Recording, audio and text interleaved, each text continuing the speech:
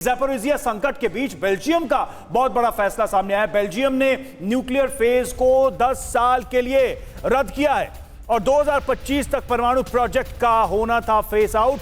Wind power, solar energy और hydrogen पर निर्भरता बढ़ाएगा और इसको लेकर देखिए ये बड़ी खबर आ रही है। 2025 तक से जुड़ी ये खबर है। तो कई तरह की खबरें आ रही हैं, लेकिन इन सब के बीच सारी मजबूरी यूरोप की क्या है, जरा इसको भी समझिए। यूरोप की सबसे बड़ी मजबूरी है एनर्जी पर डिपेंडेंसी, ऊर्जा पर निर्भरता। वैकल्पिक उपाय कितने हैं यूरोप के पास, यूरोप के देशों के पास? और यही वजह है कि रूस के लिए एक स्पेस बनता है जब वो इस एनर्जी सेक्टर में बड़े इन्वेस्टमेंट के साथ घुसता है और धीरे धीरे कहीं ना कहीं यूरोपियन कंट्रीज उसके सामने झुकने को मजबूर होते हैं। और देखिए बेलारूस के फाइटर जेट से रूस कर सकता है न्यूक्लियर अटैक। एक और खबर आ रही है, रूस ने बेलारूस के Su-24 फाइटर जेट किए मॉडिफाई।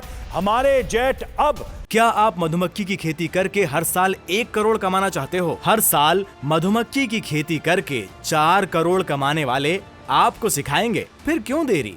फ्रीडम ऐप को अभी डाउनलोड करें। ले जा सकते हैं न्यूक्लियर हथियार, लुकाशेंको ने कहा। लुकाशेंको की पश्चिम को धमकी, कोई विमान बचा नहीं पाएगा। आपको यह ध्यान रखना होगा कि किस तरीके से बेलारूस पुतिन के साथ कदम से कदम मिलाकर चल रहा है और कैसे पुतिन की रणनीति में एक मेजर पार्टनर के तौर पर है। तो साफ तौर पे यह साफ समझ में आ रहा है कि इस वक्त एक दबाव बनाने की भी कोशिश बेलारूस की तरफ से। जल्दी से समझते हैं कुछ अहम बातें।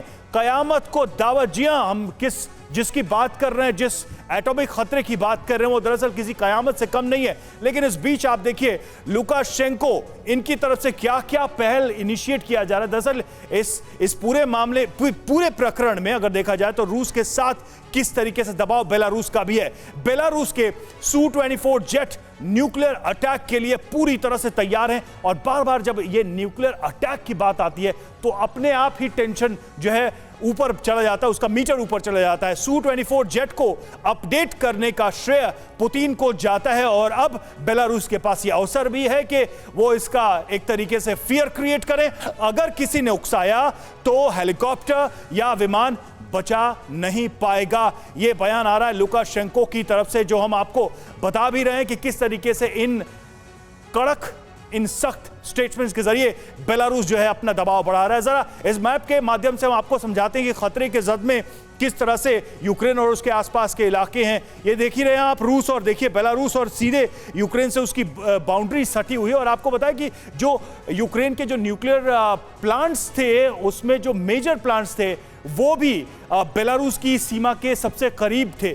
आपको याद होगा हम बार बार चेरनोबिल का भी जिक्र करते हैं। तो ये तमाम चीजें, ये तमाम फैक्ट्स सामने आ रहे हैं। कैप्टन श्याम, ये जो बात हम कर रहे थे और उस समय भी ये बात आई कि तरह तरह के स्टेटमेंट है इस टेंशन को क्रिएट करने के लिए। यह भी आ रहा है कि यूक्रेन जो है पूरी दुनिया से सपोर्ट गेन कर रहा है, न्यूक्लियर खतरे, रेडिएशन, तरह तरह की बातें करके। एआईए एक ऑथेंटिक कह सकते हैं कि ऑर्गेनाइजेशन है, क्या उसका असेसमेंट हो और उसकी तरफ से यह बयान हो कि ये दावे गलत हैं और ये दावे सही हैं, तो दुनिया थोड़ी निश्चिंत हो सकती है। यूरोप का थोड़ा सा डर खत्म हो सकता है। क्या ये एक रास्ता हो सकता है? ये यूनाइटेड नेशन का जो ऑर्गन है, ये देखिए, इसकी टीथ की बात हो रही है, इफेक्टिवनेस की बात हो रही है। ये सेफ्टी की जहां तक बात होती है, ये नेशन कंसर्न है, जैसा हम सब जानते हैं।